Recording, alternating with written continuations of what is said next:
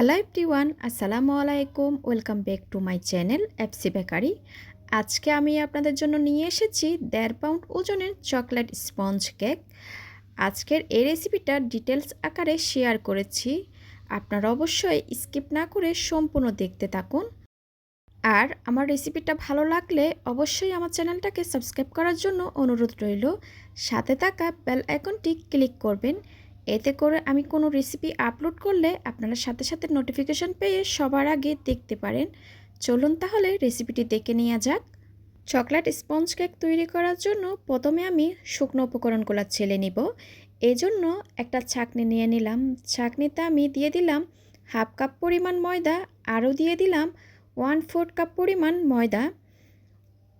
এখান থেকে 1 টেবিল চামচ ময়দা আমি তুলে নিয়েছি। এবার দিয়ে দিলাম মালয়েশিয়ান কোকো পাউডার 1.5 টেবিল চামচ পরিমাণ। 1 চা চামচ দিয়ে দিলাম বেকিং পাউডার আর 1/4 টিস্পুন পরিমাণ দিয়ে দিলাম লবণ।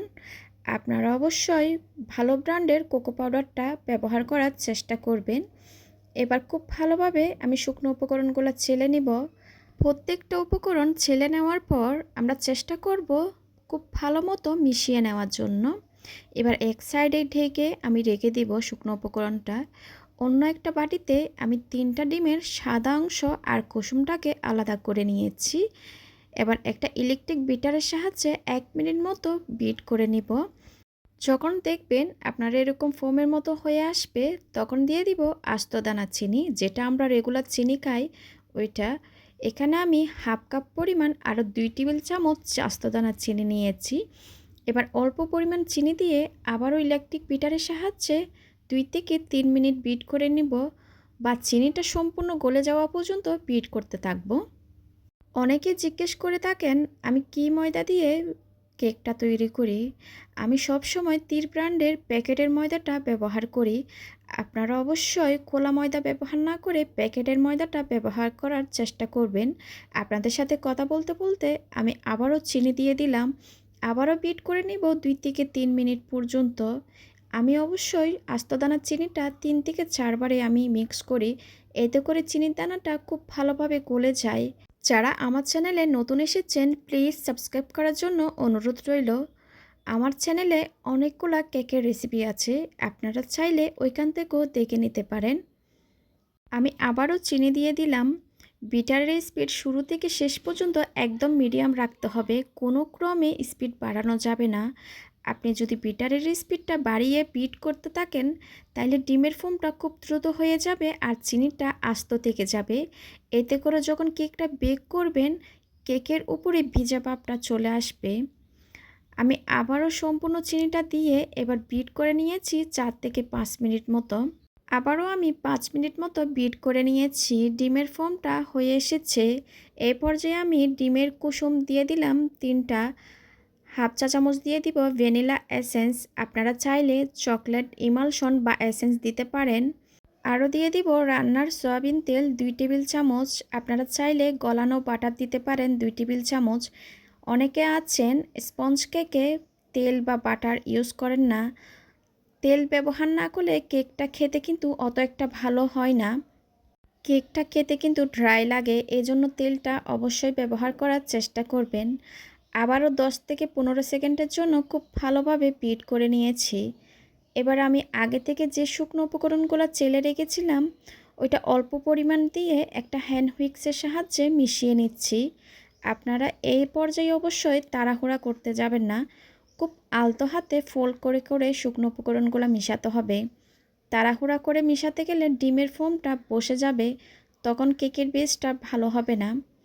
আবারও আমি অল্প পরিমাণ শুকনো উপকরণ দিয়ে খুব ভালোভাবে মিশিয়ে নিচ্ছি।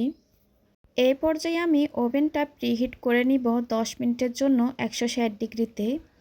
আপনাদের সাথে কথা বলতে বলতে দ্বিতীয় ধাপে শুকনো উপকরণগুলো মিশিয়ে নেওয়া হয়ে গেছে। আপনারা অবশ্যই শুকনো উপকরণগুলো 2 থেকে 3 বার ছেলে মিশিয়ে নেওয়ার চেষ্টা করবেন। এই কেকের ব্যাটার কিন্তু ওভার মিক্সিং করা যাবে না। ওভার মিক্সিং করার কারণে কিন্তু কেকটা শক্ত হয়ে যায়, স্পঞ্জি হয় না। এবার একটু স্প্যাচুলার সাহায্যে আমি ব্যাটারটা মিশিয়ে নিয়ে ব্যাটারটা দেখিয়ে দিচ্ছি ঘনত্ব কীরকম হবে। দেখুন কেকটা বেক করার জন্য আমি একটা 7 ইঞ্চ মোল্ড নিয়ে নিচ্ছি। আপনারা চাইলে ওইরকম মোল্ডও নিতে পারেন বা এ ধরনেরও মোল্ড নিতে পারেন।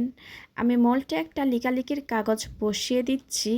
অনেকে বলে থাকেন তেল ব্রাশ করার জন্য, আমি বলবো তেল ব্রাশ না করে এরকম একটা লিকালিকির কাগজ দেওয়ার জন্য। এখন সম্পূর্ণ ব্যাটারটা এই মোল্ডে ঢেলে নিব।